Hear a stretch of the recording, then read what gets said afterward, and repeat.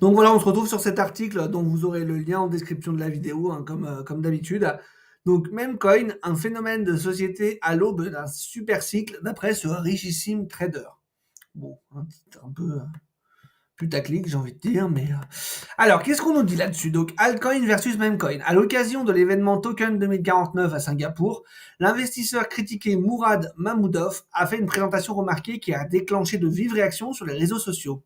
Il était question d'un super cycle des meme coins en 2025 et du changement de paradigme en cours dans le secteur de la crypto, et notamment dans l'esprit des petits investisseurs qui, selon lui, vont de plus en plus délaisser les altcoins pour favoriser les meme coins. La démonstration est certes un peu extrême, mais elle ne manque pas d'intérêt. Donc effectivement, hein, Mourad, pour ceux qui ne le connaissent pas, c'était quelqu'un qui, il y a quelques années, était Bitcoin maxi ou quasiment. Et depuis ce cycle, en fait, il a développé une théorie d'investissement, si je puis dire, comme quoi, en fait, les altcoins, pour la plupart, c'est des scams, c'est l'équivalent des mêmes coins, mais on essaye de nous faire croire, en gros, qu'il y a un fondamental dessus, alors que au moins, les mêmes coins ne mentent à personne en disant que ce sont juste des blagues, et donc, pour lui, en fait, ce sont les nouveaux altcoins, et ce sont eux qui vont surperformer toutes les autres cryptos sur ce cycle.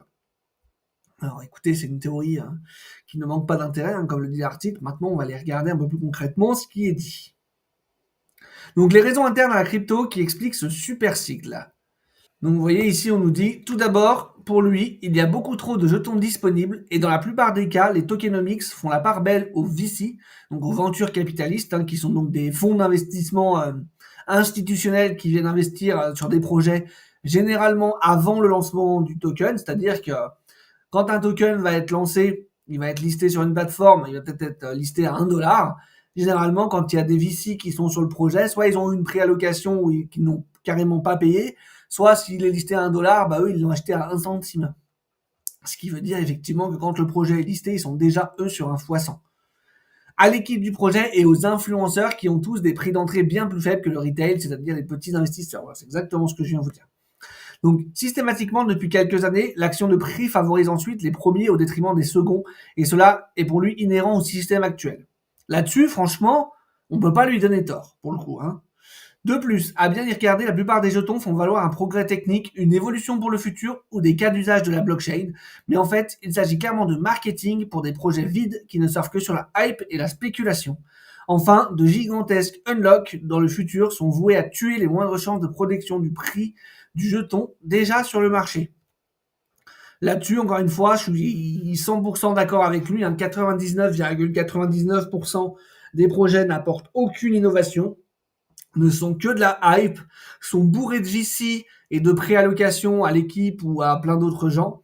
Et du coup, effectivement, quand il va y avoir des déblocages, parce que généralement, en fait, quand il y a des VC ou quand l'équipe du projet a une préallocation, en fait, cette préallocation, elle est bloquée un certain temps pour ne pas qu'ils puissent tout vendre d'un coup. Sauf qu'en fait, c'est bloqué un certain temps, comme je vous ai dit, et quand on arrive à la fin donc, de la période de blocage, on a donc le déblocage, le unlock, et là, généralement, en fait, que ce soit les VC, les équipes ou n'importe quels membres qui ont eu une préallocation, en fait, ils vont vendre en masse les jetons. Et comme généralement, ça représente une grosse partie du montant des jetons en circulation, ça a un impact très fort sur le prix à la baisse, qui parfois tue les projets complètement, qui ne remonteront même jamais. Hein. En conclusion, les petits investisseurs auxquels sa vidéo s'adresse sont quasi systématiquement l'exit liquidity des gros, et cette situation est à la fois injuste et intenable. Car après tout, que veulent les crypto-bros, se demande Mourad. La réponse tient en 3 choses. Pour 70%, ils veulent gagner de l'argent, pour 20%, ils veulent du fun, et pour 10%, ils veulent appartenir à une communauté. Voilà, écoutez, l'article est encore un peu plus long, hein, vous aurez encore des choses à voir si jamais vous voulez le voir. Je vous laisserai le lien encore une fois en description.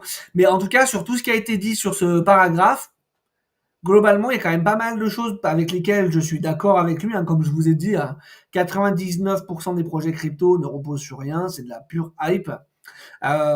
Pour les quelques projets qui essaieraient des fois de faire quelque chose, mais qui n'apportent pas vraiment de réelle innovation, comme des énièmes Layer 1 ou Layer 2, effectivement, c'est souvent des VC coins qui sont bourrés de préallocation à l'équipe, aux ventures capitalistes, aux youtubeurs qui en font la pub et tout. Et quand il y a des périodes de vesting, ils sont déjà sur des fois 100, fois 1000, voire même plus. Et dès qu'il va y avoir le déblocage, bah, effectivement, ils vont tous vendre en faisant des gros multiples sur la tronche des particuliers qui essayent de croire en le projet, qui achètent et qui sont clairement, du coup, effectivement, comme il le dit dans cet article, l'exit liquidity de ces gens-là.